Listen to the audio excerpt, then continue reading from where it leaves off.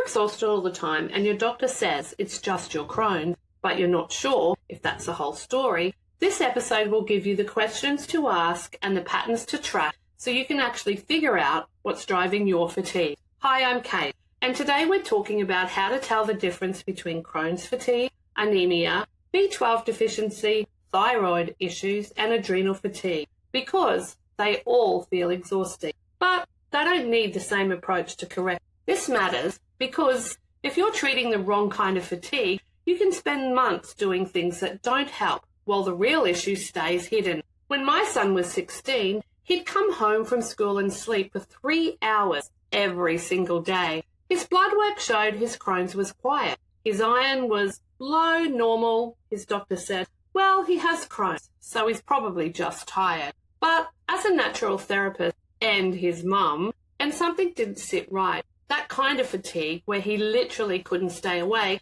didn't match inflammation fatigue. It felt different. Now, it turned out his B12 was in the gutter, not flagged on the standard panel because they only tested serum B12, not active B12. Within 2 weeks of B12 injections, well, he was a different kid. And I see this constantly with my clients. Someone's told their fatigue is just Crohn's disease, but when we dig deeper, there's often something else layered on top or instead of. And until you know what you're actually dealing with, you can't support it properly. Here's what most people get wrong. They think fatigue is one thing. You're either tired or you're not. But fatigue has patterns. Different causes create different experiences in your body. And when you know what to look for, you can start narrowing it down. The real issue is that tired, well, it's vague. Your doctor hears I am exhausted. And if your CRP is elevated, well, they assume it's inflammation. If your hemoglobin's a bit low, well, they assume it's anemia. But you can have 3 types of fatigue happening at once: Crohn's inflammation, low iron, and a sluggish thyroid. And each one needs attention. This isn't about diagnosing yourself. It's about becoming a better observer of your own body so you can have more specific conversations with your medical team. When you can say, my fatigue gets worse an hour after I eat, and I also get breathless going upstairs, well, that's useful information. That points somewhere. So let's walk through the different fatigue patterns, what they feel like, and what tests can help you figure out what's actually going on. All right, Crohn's inflammation fatigue. This is a fatigue that comes from active disease. Your immune system is working overtime, and that takes energy, a lot of energy. So what does it feel like? It feels heavy, fluish. You wake up tired, even after a full night's sleep. Your whole body feels like it's dragging. You might also have joint aches, low-grade fever, or that general unwell feeling. It often doesn't improve much with rest. You can sleep 10 hours and still feel flat. So what should we track? Does your fatigue match your other Crohn's symptoms? If you're having more diarrhea, cramping, or blood in your stool, and the fatigue showed up around the same time, well, then that's a clue. Inflammation fatigue usually moves with disease activity. So what tests help? CRP and fecal calprotectin. If those are elevated and your fatigue is heavy and unrelenting, inflammation is likely part of the picture. This is where working with your gastroenterologist to address the underlying disease activity is essential. Iron deficiency anemia. This is incredibly common with Crohn, especially if you've had bleeding or chronic inflammation affecting absorption.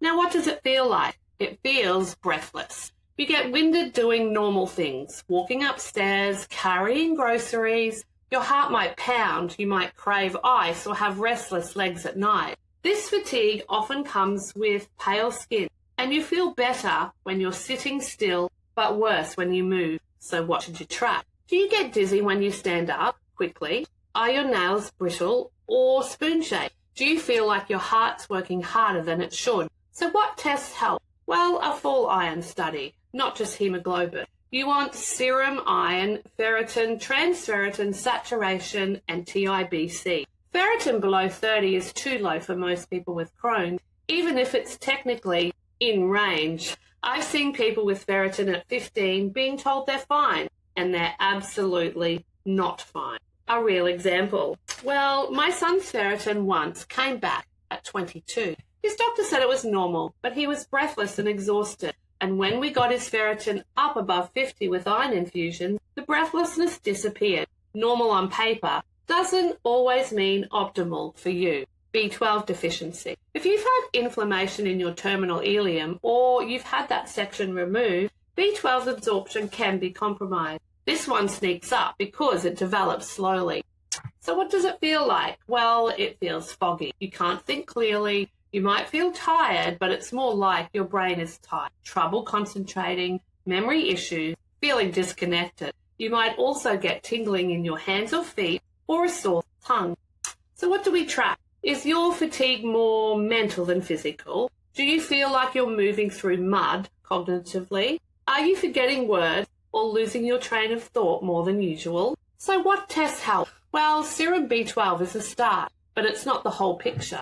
Active B12 is more accurate. That suggests B12 isn't doing its job, even if serum B12 looks okay. And here's the thing. B12 deficiency can take months or years to show up on standard tests, but you'll feel it long before the numbers drop. If you've had terminal ileum involvement, it's worth monitoring, even if your levels look fine. Now, what about thyroid issues? Autoimmune conditions often travel in packs. If you have Crohn's, your risk of thyroid dysfunction is higher. And so what does that feel like? It feels sluggish. Everything feels slow. Your energy, your digestion, even your thinking. You might even feel cold all the time. Your hair might be thinning, and you might gain weight even though you're not eating more. This fatigue feels like you're moving through treacle. So what do we track? Are you colder than everyone else in the room? Is your hair falling out more than usual? Has your weight crept up without a clear reason? Are you constipated? Even more than usual. So what tests help? Well, a full thyroid panel, TSH, free T3, free T4, and thyroid antibody. TSH alone isn't enough. I've seen people with TSH in the normal range, but free T3 on the floor, and they're exhausted. If your TSH is above 2.5 and you have symptoms, it's worth investigating further. Now, adrenal fatigue, or more accurately, HbA axis dysregulation. This is controversial in conventional medicine, but here's what I see. Chronic stress, physical or emotional, can disrupt your body's cortisol rhythm. And living with Crohn's is chronic stress. So what does it feel like?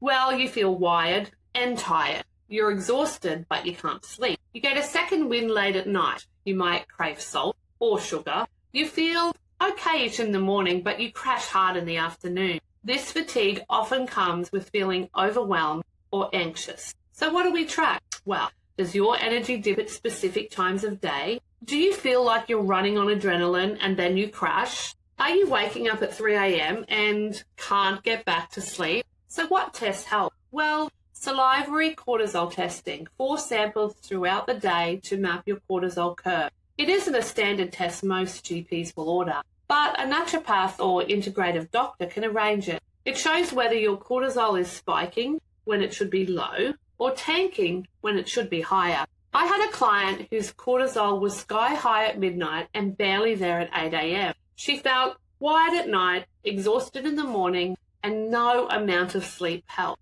Once we worked on the nervous system regulation and adrenal support, her sleep improved and her energy stabilized. So here's the truth. You can have more than one of these happening at once. My son's had periods where his inflammation was quiet, but his iron was low, and his B12 was also low. Fixing one helped, but it wasn't until we addressed both that he felt human again. So start by tracking patterns. Keep a simple fatigue diary for a week. Note when you're most tired, what it feels like, and what else is happening in your body. Then take this information to your doctor and ask for the specific tests that match your pattern. If you follow this approach, if you start paying attention to the type of a fatigue you're experiencing and asking for the right tests, you can stop spinning your wheels. You stop accepting it's just your Crohn's when there's actually more to the story. My son went from sleeping 3 hours every afternoon to playing sport after school, not because his Crohn's disappeared,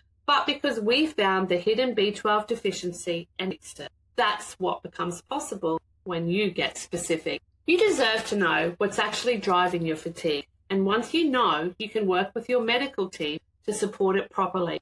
whether that's treating inflammation, replacing iron or B12, supporting your thyroid, or calming your stress response. You don't have to stay exhausted and confused. Now, if this helped, share it with someone who's struggling to figure out their fatigue. Send them this episode. It might be the thing that helps them connect the dots. And if you want more support navigating this stuff, tracking symptoms, understanding your test results, building a plan that actually fits your life, that's exactly what we do inside the Crohn's Method community. I'll see you in the next video. And have a beautiful day.